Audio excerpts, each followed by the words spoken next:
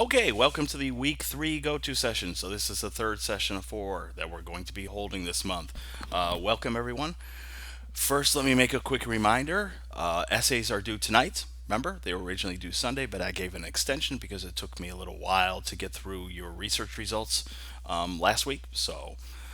Yeah, for people who needed extra time to do some extra research, or even if you didn't, everybody got a 2 day extension. Okay, but that ends tonight at midnight. So hopefully, if you haven't completed your essay already and turned it in, you're going to do so before midnight tonight. So this week, the focus is really on peer review. And let me begin by going to the FSO platform and pointing out some important features, okay? So here is the peer review board. Okay, I'm actually in the discussion board itself. And as you can see for this section, section 7, it looks like 3 or 4 people have already posted their paper. Excuse me. Give me a second here. I need to clear my throat again. Really, your first step is to make sure that your paper, the one that you handed in, is also shared on the discussion board. And please just copy and paste the text of your essay onto the discussion board. Please don't just create a link to wherever you have it saved in the cloud. It's not that it's really problematic, but it just means it's an extra step that your classmates have to go through. And I think I mentioned this in week one, where I also said the same thing about posting your research results directly to the board. If you provide just a link, the truth is your classmates are probably going to skip past your post, right? They'd much rather start reading and responding to something that's right in front of them, instead of something that they actually have to open up and wait for the software to open and your essay to appear. Yeah, just copy and paste directly to the board. And as you can see, this is what several people have done. Excuse me. Make sure that you have the actual bulk of the essay in place, including your references. But you don't have to bring over like the cover page. Okay, that's not important. And as all of you probably know, when you use the discussion board, it's kind of difficult to carry over the layout issues that would have appeared in your actual essay. So that could include anything from spacing to indentation, but obviously the specificity with which, for example, the cover page needs to be created, you're not going to be able to reproduce that on the board. So don't worry about that. Okay, so just the actual text of your essay, including the references. And as you can see, this is what people have done here. Okay, so this is what you need to do as well. Now, if I go to the assignment sheet real quickly for peer review, you'll notice, first of all, you have to remember that some of the details on here are affected because of the extension I gave you for the essay. So, for example, it says copy and paste the essay and references list for your essay into a new post on the discussion board by midnight on Sunday of week 2 for full credit. Obviously, that's changed because some people won't hand in their essay until tonight. It says that you should do that by Sunday for full credit or by Tuesday at the latest for partial credit. Just make sure that you get your paper up, okay? So it's due tonight. I think it's easiest that you upload your paper, and then while you're in the FSO platform, it takes all of 2 seconds to copy and paste it to the board. Now, there is an extra step involved that you have to complete, so there is a little bit more to do than just copy and paste your essay over. But still, it's probably easiest to get it done all right then and there. So, what is this extra thing you have to do in addition to making sure that the essay is copy and pasted over? Here, okay, once you've copied and pasted your essay onto the board, you need to answer these 3 self-reflection questions. Okay, and they're right here. Which parts of your essay do you feel most closely meet the expectations for great writing as described in the essay rubric? Be specific. Okay, which parts of your essay could use improvement and why? Again, be specific. And finally, identify 2 parts of your essay that you feel need improvement, and ask your peers specific questions about those parts. Okay, this does 2 things. It shows me that you were already thinking about your paper. Typically, writers, at least thoughtful writers, already have some ideas in their head about what they've done well on the paper and what could be improved. I always like to see that because, it serves as evidence that you're thinking about your own writing. It also makes me, I don't know, a more generous grader because, for example, if I notice something in the paper that's a concern, but the student notices it as well, that's like half the battle, right? Because that indicates that even, yeah, the student notices that something's going on. But because writing is difficult, if writing were so easy, we wouldn't need these English classes.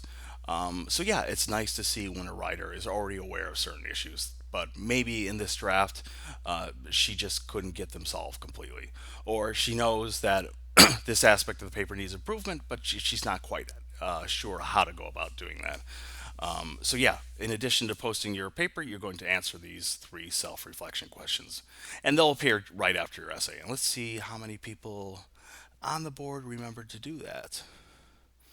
Okay, so like this person did, although it looks like he or she didn't answer the third one, maybe.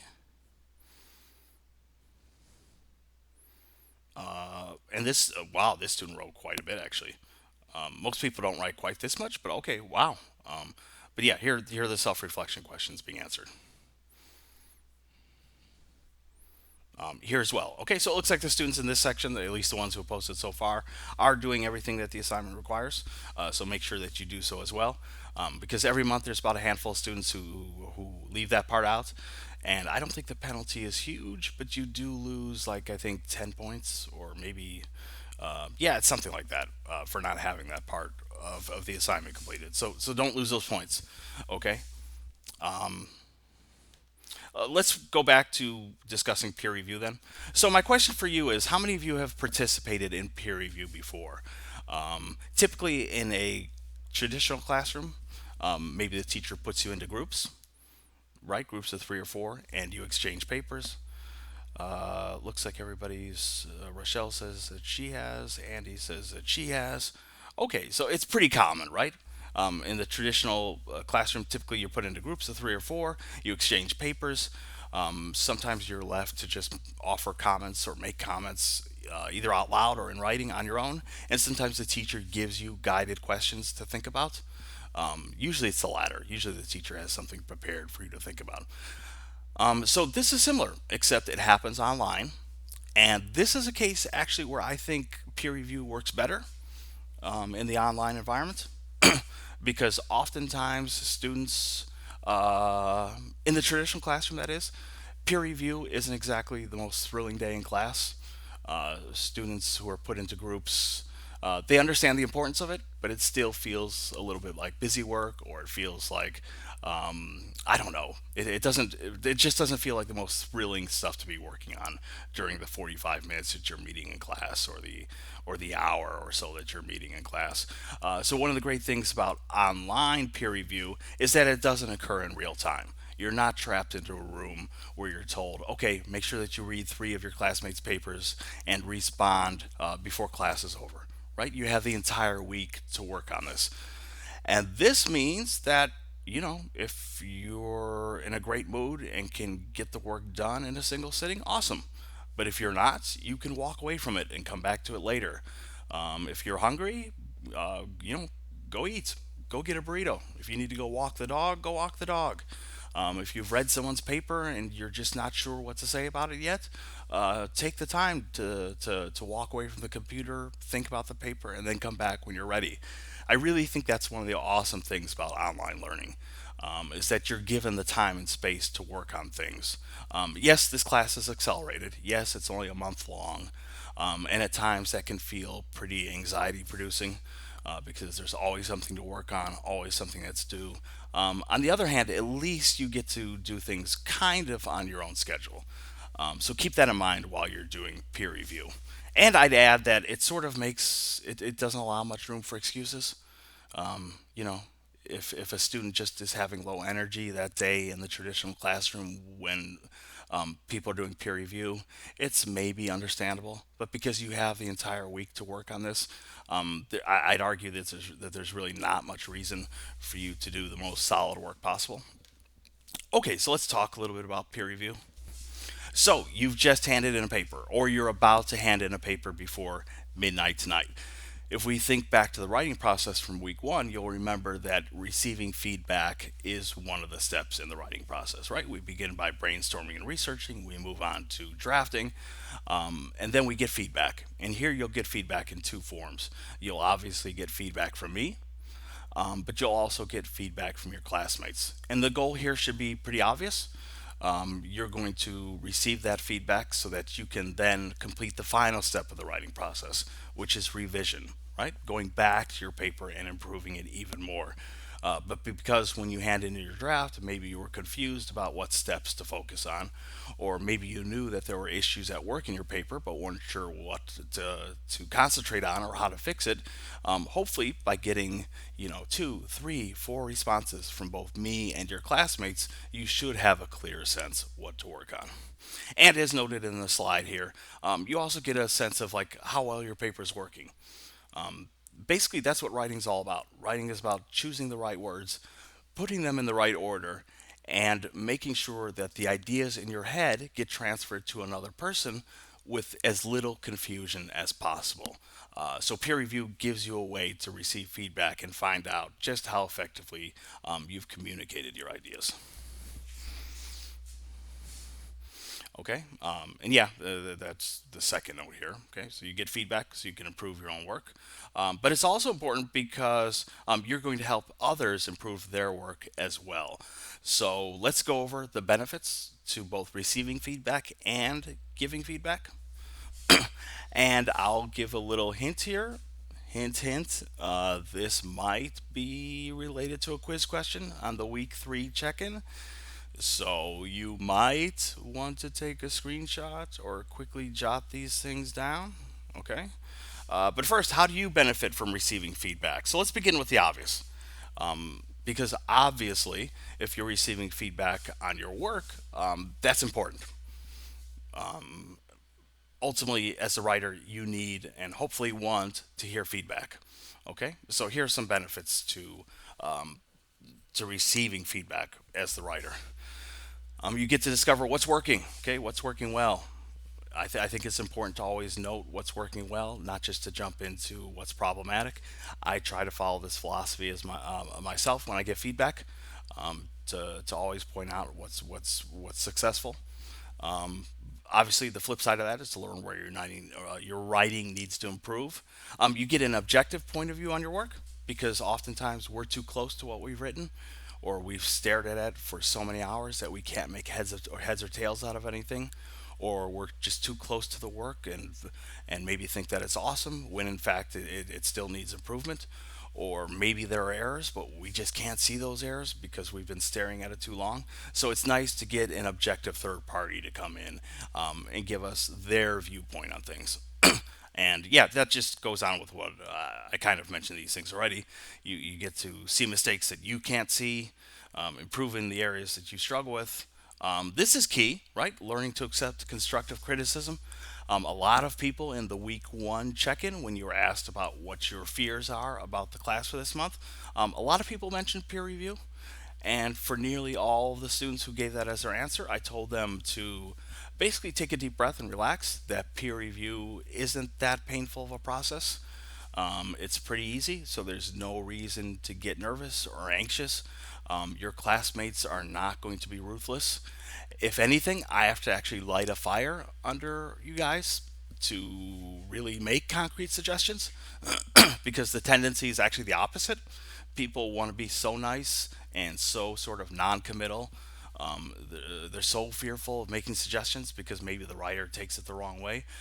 Yeah, that I have to encourage them to be brave and go ahead and make concrete suggestions anyway, that we're all big boys and girls and that we can handle it.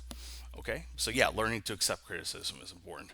And finally, you get to practice applying feedback to improve your own work. In other words, revising.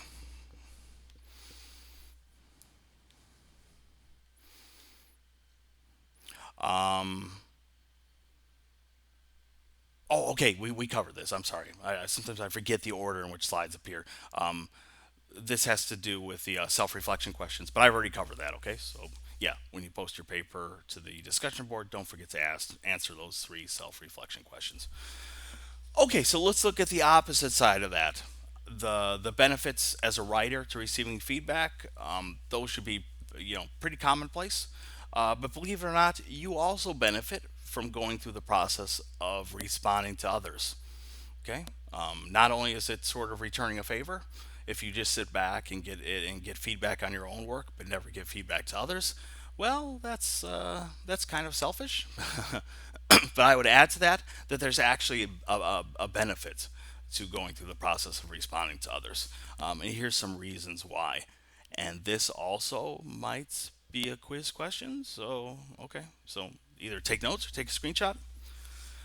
But first of all, you get to practice applying the writing and critical thinking skills you've learned to assess the quality of a written text.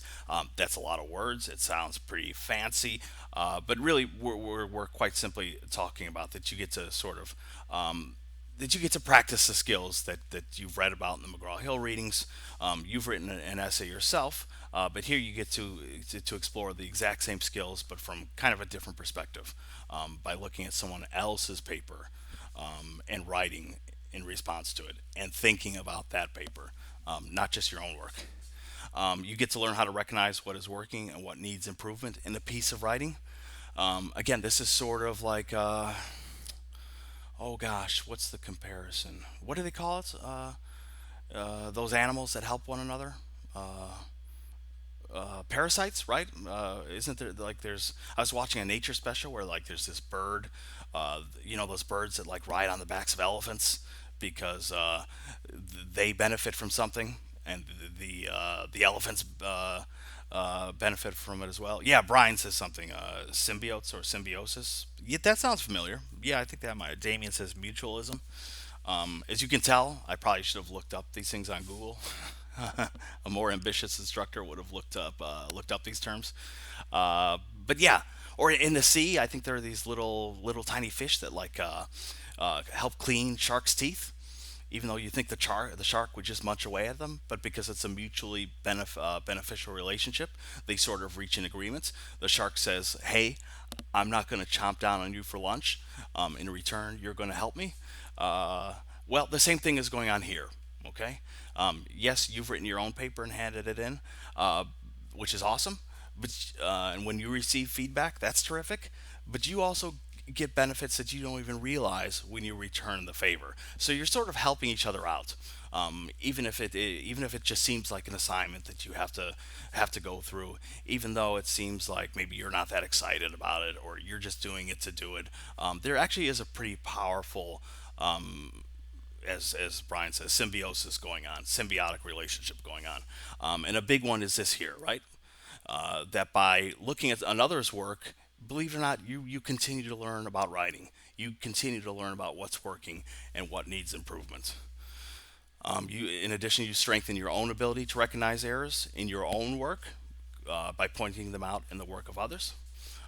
Yeah, again, you learn tremendously about your own writing processes when you apply them to another's piece of writing. You get to identify what you value in writing.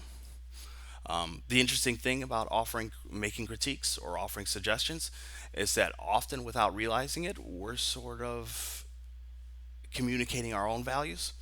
So if we notice something, for example, I have my own issues. I try not to be a biased instructor. I think I'm pretty fair. I think I'm pretty generous. But there are things that maybe I put importance on or emphasis on that maybe another instructor would. It's not that they don't care about those things, but maybe they put less emphasis on those matters. For example, I know instructors who are just obsessed with grammar. And it's not that I don't care about grammar, it's just I'm not going to be a grammar hound. I think there are more important aspects of writing than grammar. Grammar is important, but it's really important when it comes to like finishing touches. But there are instructors who believe the complete opposite, that we can't even begin to really talk about writing and how it's working if there are so many errors in place. But the fact that one instructor might feel one way, whereas I feel another, yeah, that represents our values. Like I clearly value certain things in a way that another instructor does not. or at least does not at the same degree. And finally, you get to develop your critiquing skills by practicing constructive criticism. Okay, yeah, and you'll all get practice this week in critiquing. So, how do we go about critiquing? Okay, I'm going to offer some methods, and then I'm going to follow that up with just some general advice on how to go about it, even if you don't decide to follow one of these methods. Before I get into that, though, I want to talk about the difference between global issues and local issues. These are also questions that you'll face when you take your weekly check in quiz for this week. So, this is pretty important because global issues do not refer to things like ISIS or the state of the economy or I don't know, war in Syria. Okay, no, global issues in this case could also be considered big picture issues or higher order issues. Okay, we're talking about matters that affect the paper as a whole. So issues like focus, development, organization, etc. So, for instance, if one of your classmates is writing about his or her chosen role model, but perseverance just really isn't on the page, or maybe it's on the page, but only in a very general sense, you're not seeing specific examples, you're not seeing concrete evidence of perseverance, like that would be a development issue, right? Like there's content on the page, but it's not very rich, or it could be more specific, or it could be more detailed. Same thing with organization. Maybe there's terrific material, but it's all a bit jumbled. During last week's session, if you'll remember, I gave a couple sample outlines, some sample structures that you might want to follow, or at least begin with, and then change if need be when you put together your paper. If you'll remember those sample outlines that I gave, there was one topic per paragraph. Remember, there were like Roman numerals, and each Roman numeral represented a separate paragraph. Yeah, and the goal here was one idea or topic or point per paragraph. So if you see a paper where the paragraph starts out fine, but then midway through it seems to jump to a completely different topic, like that's an issue, right? And it's a global issue because it's organizational. The other thing I want to point out here is that global issues or big picture issues, they are more important. Okay, these issues come first. For instance, and we'll get to local issues in just a second. But why worry about making sure that commas are in the right place or making sure that wording is perfect if entire sentences might disappear? Because let's say an essay is just way off the mark. The good news is I don't really see many papers that fall into that category, but occasionally there's, I don't know, a student who's fallen behind or a student who hasn't been watching the go-to sessions, and maybe they hand in a paper that has just no connection with the assignment sheet, the instructions, what we've been working on this month. So, like, they're not writing about a role model or they're not writing about perseverance.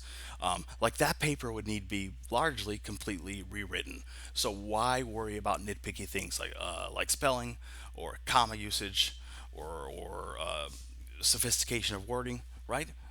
Global issues need to come first. Obviously, the complete opposite of global issues are local issues. These are small picture issues or lower order concerns. And this is all the small stuff, okay? These are things that typically affect individual sentences, not the paper as a whole. So we're talking about grammar, mechanics, spelling, capitalization, word choice. Um, Again, I do not want to give the impression that local issues are not important. They are, okay? Um, Even though I refer to them as like finishing touches issues, still they're important. Um, Things like spelling, things like grammar, they can really prevent your readers from not just understanding your ideas, but from really being keyed in to your draft. You kind of make a contract with your reader, and when things are going well, your reader is just humming right along, reading away, not stumbling. And when mistakes start appearing, it causes the reader to stumble. It's almost like being interrupted during a dream, right? Your reader's going along just fine, and then boom, they're sort of shocked awake. And that happens when there are problems at the sentence level.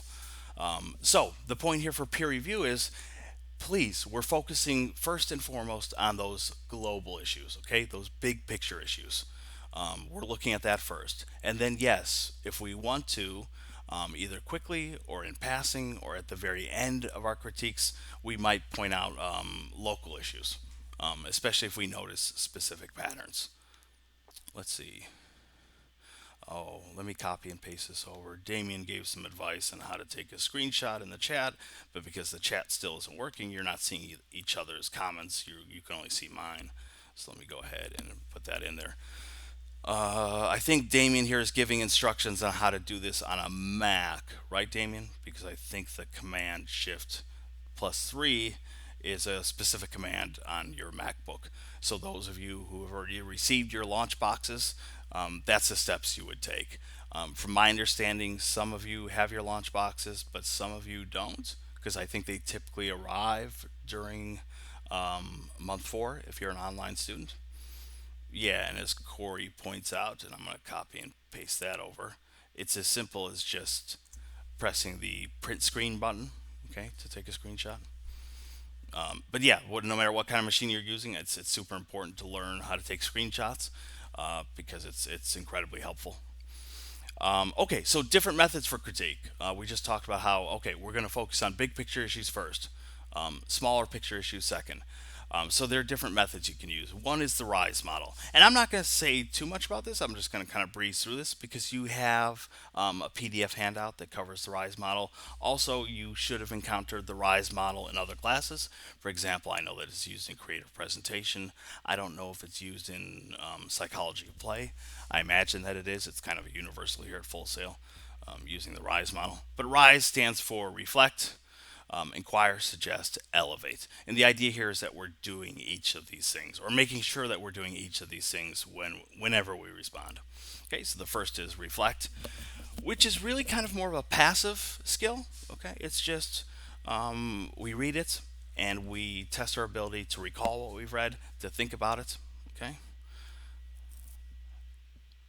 examples of writing the sorts of statements in your critique that relate to reflection would be things like I can relate to this, or I agree with this, or I disagree, or I like when you said. Okay, so we're sort of like if you think about reflect, it's like a mirror, right? It sort of shines back an image that we see. So that's kind of what's happening here. You're sort of allowing the writer to see what he or she has written through your comments. But the next step is to inquire. Okay, so this means seeking information and or providing ideas through questioning. So we're talking about asking questions. Have you considered looking at X? When you said X, do I understand you to mean Y? Okay. Real simply though, we're talking about asking questions and not generic questions, okay, but thoughtful questions. I was going to share an anecdote, but I'll skip that. The next getter is to suggest. So obviously we're moving past question asking, and we're actually making suggestions. Okay, we're actually offering concrete steps that the writer could take to improve things. So you might consider tweaking this or that, or you might want to include more supporting information here. Okay, so we're actually making suggestions. And finally, we're elevating the discussion overall. So that means raising it to a higher degree or purpose for future iterations, which is just a fancy word for future versions. Okay, and there's some examples of that. Perhaps you can expand this in order to further address that. Perhaps you can repurpose this as that. Okay. Right now, it seems all kind of theoretical, and I think the frustrating thing about the RISE model is people look at it and think, oh, okay, yeah, whatever, blah, blah, blah, reflect, inquire, suggest. But if you can just remember the general issue here, that we begin by just kind of responding overall to the work. We ask questions, we make concrete suggestions. Okay, if we're doing those things, you're probably following the RISE model. And I think I mentioned this in week 1, but like I'm completely fine with you doing these things intuitively. So if you're not concretely thinking about the RISE model, but you're doing most of these things, okay, observing, asking questions, making suggestions, you're probably on the right path. Method number 2 is something that's called the complement sandwich. Last week I used a sandwich metaphor when I was talking about the need to make sure that the quotations and research that appear in your paper are always set up. But here's another sandwich metaphor when it comes to critiquing. Basically, we're always beginning a comment with something that's complimentary. So, a comment of praise. And there's an example of that, right? So, we might begin with something like, "Oh, I really like this aspect because," and then we follow that with evaluation. However, you could fix this area or you could make it stronger by doing, I don't know, such and such. And then we follow that with another compliment, right? Overall, this was an interesting piece because, and one thing I do want to point out here is that this is a kind of repeated process. So typically, it's not enough to just write three. Sometimes students get confused because they see the compliment sandwich and think, "Oh, I just have to write three sentences: one positive sentence, one sentence that makes an evaluation or critique, and then another nice sentence." It's like, no, no, no. This is a philosophy that either applies to the entire critique. You begin with maybe several sentences pointing out several things that are working well, and then you move into the two or three suggestions for improvement that you want to make, the two or three issues that you think need work, and then you end things with a few positive comments. Or you repeat the process for several different things. So maybe you notice three things and you can use the compliment sandwich technique for each of those three things. But yeah, we're not talking about just three sentences. Before we conclude tonight, I'm going to speak a little bit more about that. What I expect from the peer responses, and it's more than three sentences. The final method is called the describe, explain, advise method, and this is really just the RISE model. It's the RISE model with the E for elevate kind of chopped off. But again, because we could largely replace the word describe with reflect, we could easily replace suggest with explain, kind of, at least. And we could replace suggest with advise. Okay. So in this method, whenever we decide to tackle a certain aspect or area of a student's work, we first begin by describing the problem or concern in detail. We explain why it's a problem.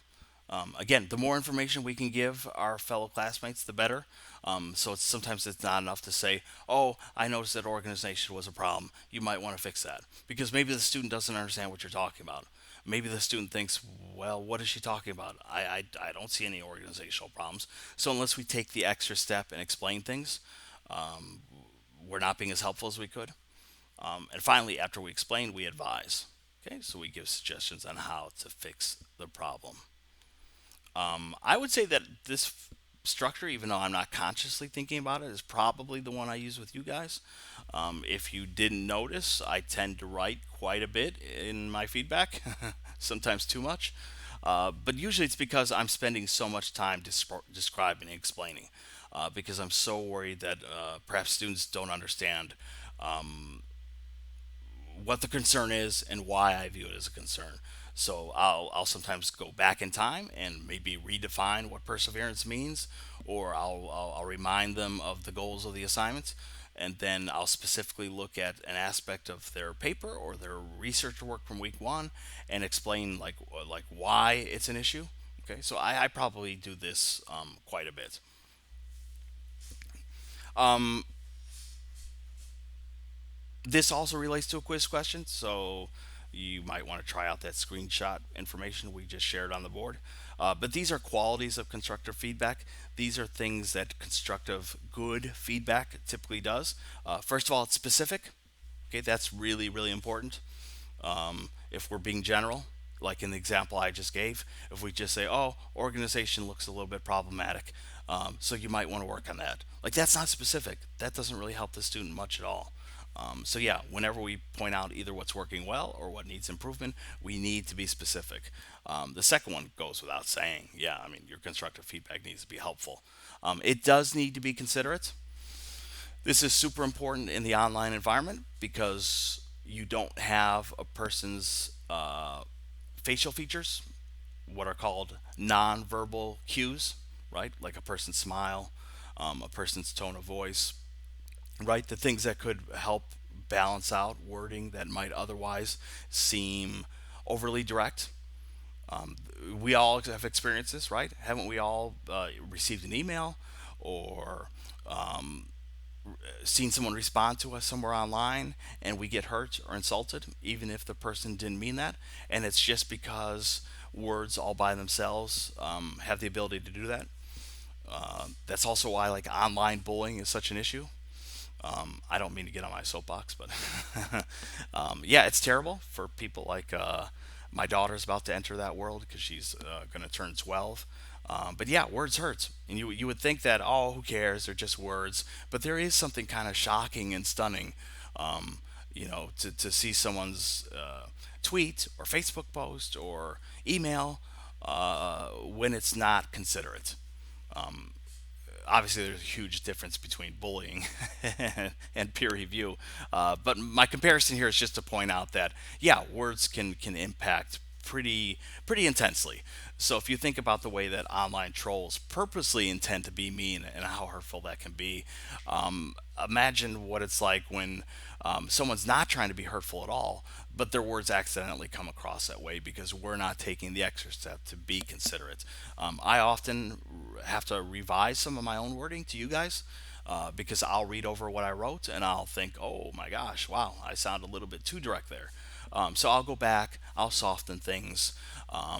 Even though I think emoticons are kind of silly, I'll sometimes use them if it's, I want to make it clear that I'm not trying to be mean. Okay, but that's my attempt to be considerate. On the other hand, be careful. We're not trying to be too nice. Okay, and by too nice I mean timid, fearful. We're so scared of making suggestions that we make no suggestions at all, and so we only praise. I call these kind of rubber stamped comments.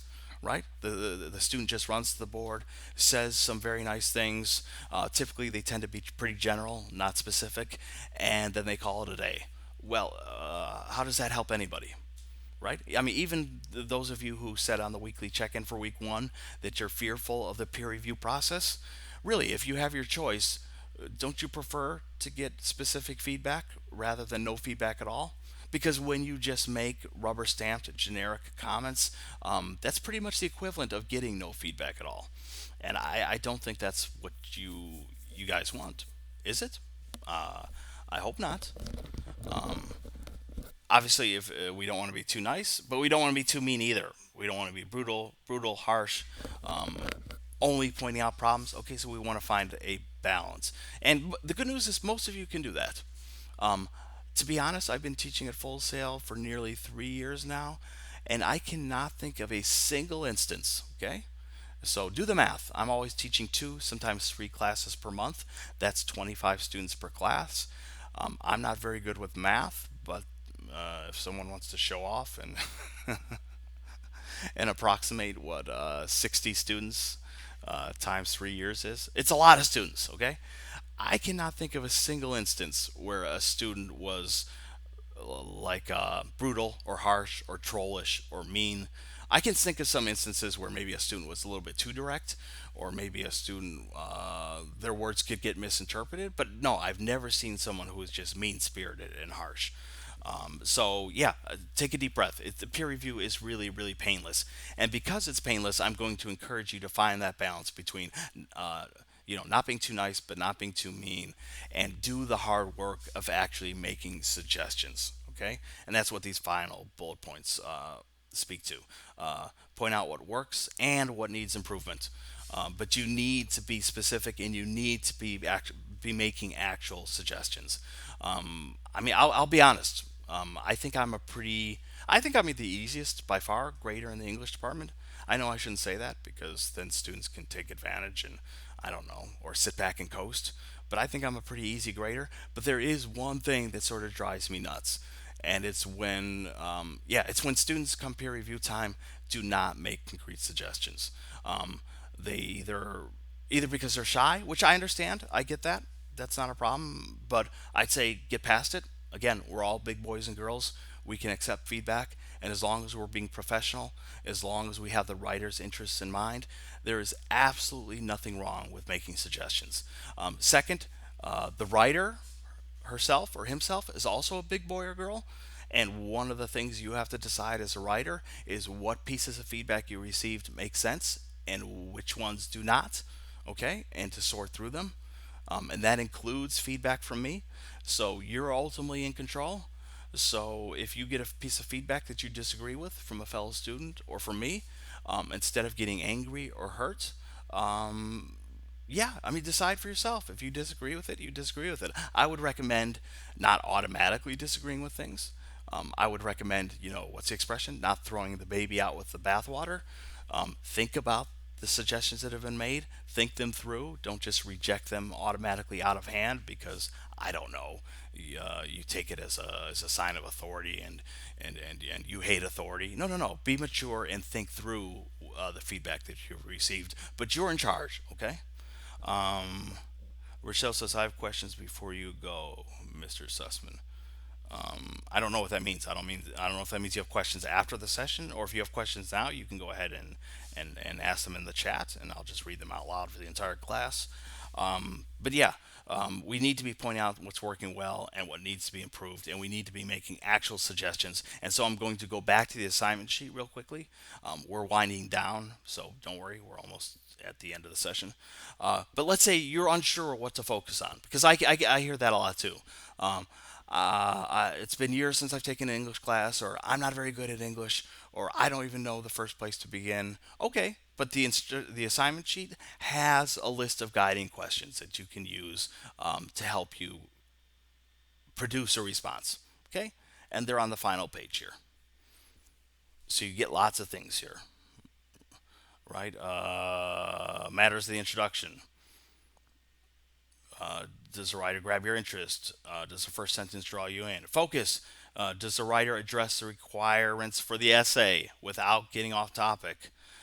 Support and development. Is the writer giving specific detailed information? Is she or he using research effectively? Are there any moments in the essay that need more detail? Organization, audience, and tone. So, yeah, if you're not sure where to begin, you have all these guiding questions. Obviously, you shouldn't try to answer all of them, but there's plenty here to get your brain warmed up, to get you kind of moving in the right direction. Because, yeah, I'd say the secret to doing well on peer review is to make a pretty good effort. Actually, let me go back to that assignment. I can't remember. Is there a suggested word count? I don't think there is. Giving constructive feedback takes time. Oh, Rochelle says 700. Where does it say that? I'm not talking about the essay. I'm talking about peer review. Is there a place where it says a word count? Rochelle says 700 to 1400. But I think that's the essay, right? That's not peer review. Yeah, there's no word count requirement, but I'll just tell you, you should be writing at a minimum one lengthy paragraph per response. Okay, that's a minimum. I mean, I would say that probably 2 to 3 medium-ish paragraphs would also satisfy. Uh, Obviously, you don't have to write as much as I do. Okay, you all receive feedback on your research, and I typically write for that assignment and the essay assignment that you're handing in tonight. I probably produce what's the equivalent of 1 to 2 pages of single space text if it were put into a Microsoft Word document. So that's a lot of writing. Obviously, I don't expect students to write that much in response. But consider that maybe you should be doing, I don't know, a third of that amount. Or if you're super ambitious, because sometimes students, oops, there's my too much information. A little sneak peek at my iTunes library. But yeah, maybe you should. The super ambitious ones might attempt to do half of what I do. And although you shouldn't be trying to imitate the instructor, you might want to think about the sorts of things that I focus on or the sorts of comments that I make to you when I give feedback, right? Because at this stage, we should sort of know what to look for. Is perseverance being explored? Is perseverance clearly on the page? Is the assignment following the instructions? Are the references not only in proper format, but are they allowable? Okay, because some students are still relying on forbidden sources even at the essay stage. So all this stuff is important to focus on. And let me just return to presentation to make my final comments. This is a big one too. Okay, we're always speaking to the writer about the writing, not the topic itself. That was the number one issue I saw with the week one research assignment that was also a discussion board activity. And to be honest, I was a little bit shocked. I mean, a lot of people lost points for responses to classmates. Remember, there was 40 points on the table for responding to at least two of your classmates, and people were routinely losing 15, 20, 25 points because people were just mailing in the responses. I mean, I get it. I know that maybe English class isn't your favorite class, or the responses, reply to at least two of your classmates seems like an extra step, or in your mind it doesn't seem like it's an important step. But to me, it is an important step. It's a crucial step because it means we're doing more than just posting an original post to the board and leaving it at that. We're also engaging with our classmates. But to thoroughly engage with our classmates, that means we respond to the actual work that they posted.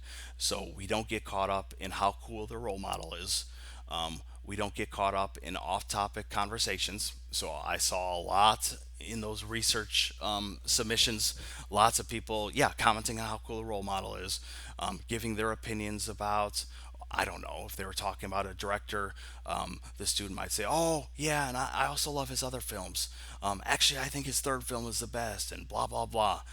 And I had to find a polite way to say some of that is fine. I have absolutely no problem with a few friendly remarks that act as a sort of icebreaker, but that is not our primary job. Okay, our primary job is not to comment on how awesome someone's role model is.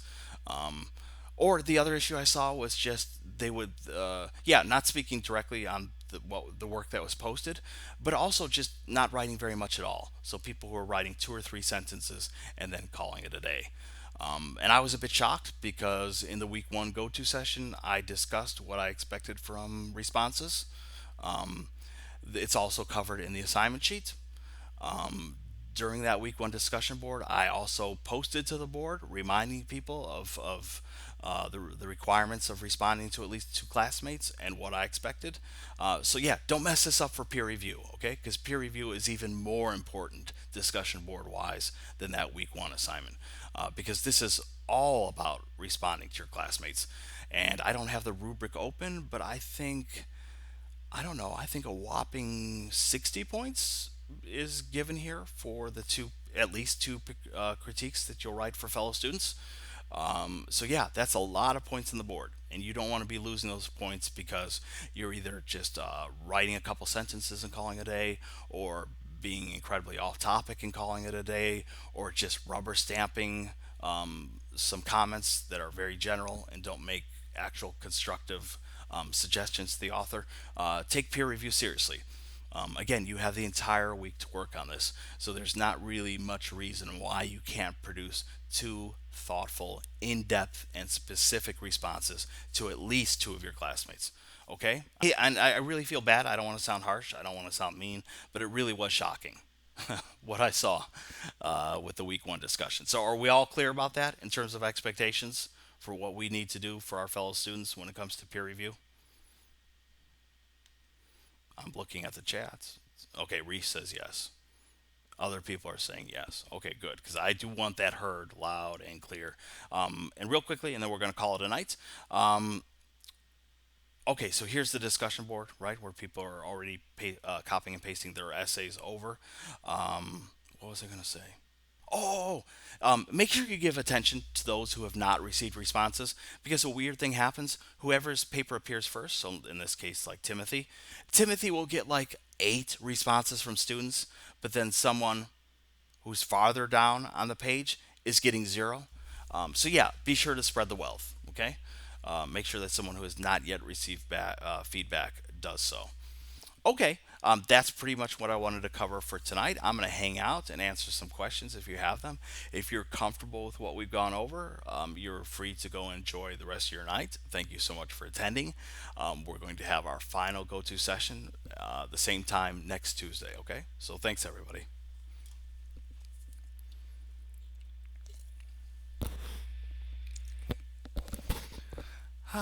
Taking a sip from my Mountain Dew.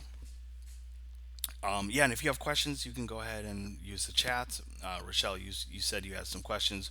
If they're private questions, you can just use the pull down menu at the very end where you see the word to, and you can choose whether to send it to the entire audience or just me, the organizer. Although it's going to be, well, no, I guess I could answer you in text form as well. Or if it's not that personal a question, you can just ask away and I can answer out loud, even if other people hear it. Rochelle asks, is in-text citation mandatory? Like if I'm not using a book. I'm not sure what that means exactly. I mean, yes, in-text citations are required. If there's any research at all that appears in your paper, you need to cite it. Okay. Obviously, if you're quoting something directly, that needs to be cited. But sometimes students get confused and think that, oh, but I'm not quoting anything directly, so I don't have anything to cite. But that's not true. Anything that comes from research needs to have an in-text citation. And I talked about this a little bit in last week's session and gave some examples, so you might review that part of the session. I also have a document that I created, and it's available under the essay activity. It's called the the concise guide to in-text citations. I actually have it here saved on the desktop. Oh, there's my. I'm gonna go ahead and open that up. There's a picture of my daughter who went as Katniss Everdeen for Halloween. So that's really super cool. Okay, but here's the in-text citations concise guide. So everybody has this as an asset. We'll just wait for the Microsoft Word to open up. I just switched to El Capitan for Mac, and my machine is hopelessly sleepy.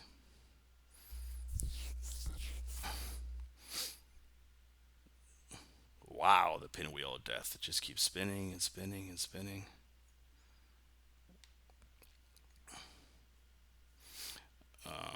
And we're only at 49%. Okay, while we're waiting for this to open, I guess I'll just. Oh, now it's speeding up. There we go. So, Rochelle, if you haven't looked at this document, I would go ahead and open this. Yes, it's a little bit long, though I try to keep it as concise as possible. And it will probably require you to read through it several times because I do pack in a lot of information into just 4 or 5 paragraphs. But if you go over it pretty carefully, hopefully it will make sense. And if there still is confusion, you can always ask me questions. But it covers things like when you need to cite, when you don't need to cite, and if you do need to cite, how you go about doing that. It covers, when you are citing information that's directly quoted versus citing information that's not a direct quotation.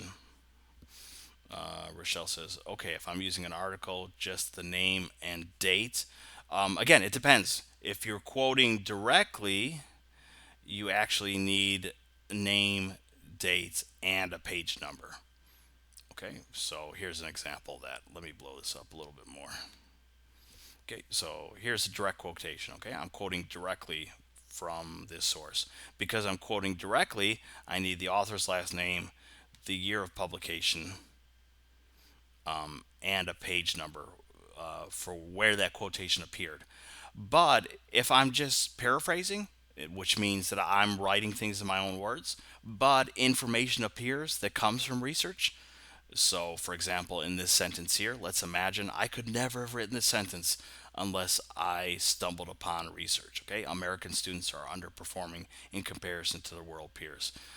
If that's such an important piece of information that I could never have come up with it except by reading Smith's article, yeah, then we just need his or her last name and then the year of publication. No page number is needed because we're not quoting directly.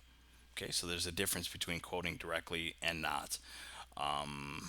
Rochelle says, okay, that's really helpful. Yeah, and I swear, APA is not that difficult, and it's actually easy, but it seems super complicated at first because, yeah, you have to decide, are you quoting directly or are you not quoting directly? And even then, you have two different ways. Like, you can save everything for the end.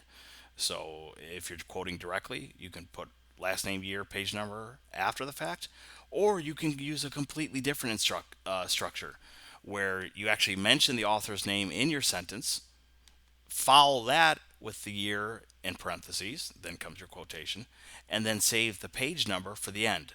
So, yeah, it's a little bit confusing because you have all of these branching options, right? You can choose to use the in-text citation this way, breaking it up throughout the entire sentence, or you can just save everything until the end. Rochelle says, I get really anal about my references. The writing comes easy, but I like to make sure the references are perfect. Yeah, and I actually think the references page is the easier of the two to deal with, especially if you watch that walkthrough video that I created. Okay, I sent it out as an announcement on Friday, but even before that, it was included in, um, again, the essay activity description. So, yeah, it's the YouTube video, right? So I would, if you follow that, you should be okay. And I know, like, I think it's incredibly helpful and not terribly difficult to follow. But I do realize that for students, they might need to rewatch certain portions, or they might need to keep backtracking if they can't quite keep up with my steps. But I do think that if you go through that walkthrough video, it will be helpful. I have no idea how many people watch that video. I think a number of them are watching because I created a video because there were just so many problems with APA. Students were losing massive points because they kept handing in work that had zero similarity to APA style. And ever since have been using that video, things have improved a lot. So I think students are watching it, but I'm never entirely sure. But yeah, I think the references are actually easier than in-text citations. In-text citations seem to be the issue that confuse students the most. But if you read through this document carefully, then I think you should be okay. Okay. So I even talk about, like, sometimes there are facts that you don't need to cite. Things that are just facts, like Bill Gates founded Microsoft in 1975. Even if you learned about that through your research, let's say you had no idea when he founded Microsoft, that would not need to be cited because it's a fact. It's not data that came from someone's hard work or interpretation or research. Rochelle says, so do I have to do both or one or the other? If you mean the references page and in-text citation, no, they're both. They work hand in hand. When I'm reading a paper, okay, let's say this is a line from your essay. If I'm reading an essay and I see, oh, okay, Rochelle's using this quotation and it comes from Smith, something he wrote in 2014, page 42, then I can jump to the references page, find the entry on Smith, and then I get fuller information. Okay, the title of the article, the issue and volume number, either the permalink if it comes from the Full Sail Library database, or if it comes from online, the URL. Okay, so I can jump to the article quickly, immediately go to page 42 and find that quote. So yeah, both are required. They both speak to one another, if that makes sense.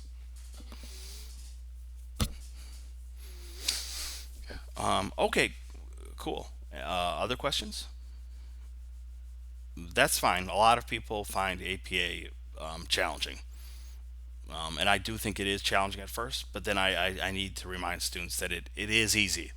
Like, I think once you spend enough time creating a reference or two, or going through the process of putting your in-text citations together and making sure that they're correct, once you do those steps, then you'll have it down, and you won't believe, and you won't remember a time where APA seemed difficult. I was in the same situation, by the way. I came over from a world where MLA was standard, and I had never encountered APA until I came to Full Sail. So yeah, I learned it, and I learned it quickly, and now I think it's easy. Obviously, it's easy to me because I'm the instructor, but I also think it's easy because yeah. Once you learn the basic conventions and the logic behind it's not terribly difficult. Then it just becomes chugging and plugging. I'm going to go ahead and stop the recording because I just realized that actually a lot of people will probably benefit from this. I'm sure that your APA questions are questions that a lot of people had, but at a certain point, I think people probably are waiting for the session to end. So.